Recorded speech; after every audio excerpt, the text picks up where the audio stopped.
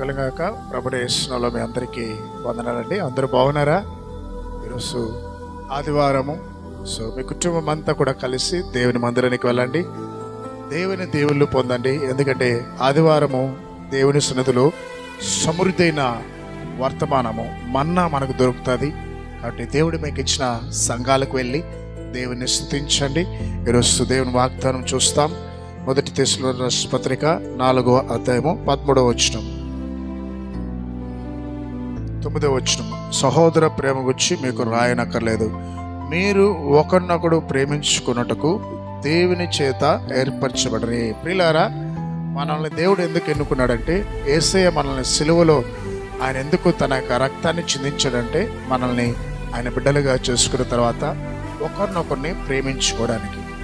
ఈరోజు ఒక సంఘాన్ని చూస్తే మరో సంఘస్థులకి నచ్చదండి, మొహం తిప్పుకుంటారు, కనీసం వందనాలు కూడా చెప్పుకోరు. ప్రియులారా, మన ఏ సంఘస్థులనని మన అందరూ కూడా క్రీస్తు యొక్క బిడ్డలము, ఆయన రక్తంలో కడగబడినాం. ఒకరినొకరిని ప్రేమించుకుందాం. దేవునికి ఏ సంఘంలో పెట్టడం, మరొక సంఘాన్ని మనం హేళనగా మాట్లాడకూడదు. మరొక సంఘ బిడ్డల్ని మనము తక్కువ చేసి మాట్లాడు. వాళ్ళని ప్రేమించాలి.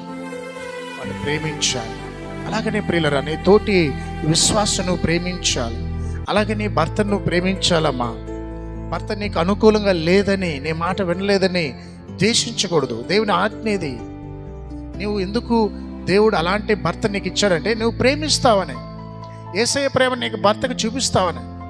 అయ్యా, నీ భార్య నిన్ను ప్రేమిస్తేనే నువ్వు ప్రేమించడం కాదు, నిన్ను అనరాని మాట్లాడుతున్నదని, నిన్ను గాయపరుస్తున్నదని, అనవసరంగా ఆడిపోసుకుంటుందని నీ భార్యను నువ్వు ద్వేషిస్తున్నావా? అయ్యో, దాని కొరకు నిన్ను ఏర్పరచుకోలేదు.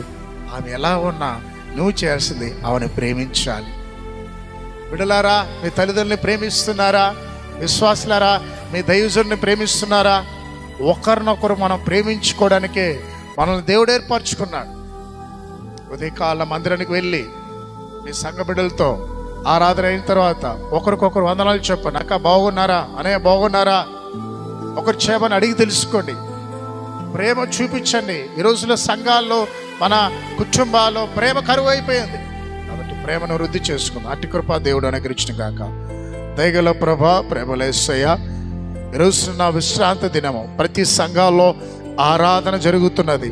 ఆయా సంఘాల్లో పరిశుద్ధాత్మ కార్యాలు జరిగించమని ప్రార్థిస్తున్నాం. అలాగేనైనా ఇంకనో రక్షణ పొందని మా దేశంలో 142 కోట్ల మంది ప్రజలు, వారందరూ కూడా రక్షణ పొందాలి నా ప్రభా. అయా, ఇంకా నార్త్ కొరియాలో సువార్త అందించబడి సహాయం చేయండి. ప్రత్యేకించినైనా మా దేశంలో సువార్తకు ఆటంకున్న ప్రతి ప్రాంతాన్ని దర్శించండి. ఎంతోమంది సేవకులైన మిషనర్లు త్యాగపూరితమైన సేవ చేస్తున్నారు. వారికి తోడండి, కృపద ఇచ్చామని. ఈ రోజున ఎవరైతే ఆర్థిక ఇబ్బందుల వారికి సహాయం చేయమని యేసు నామములో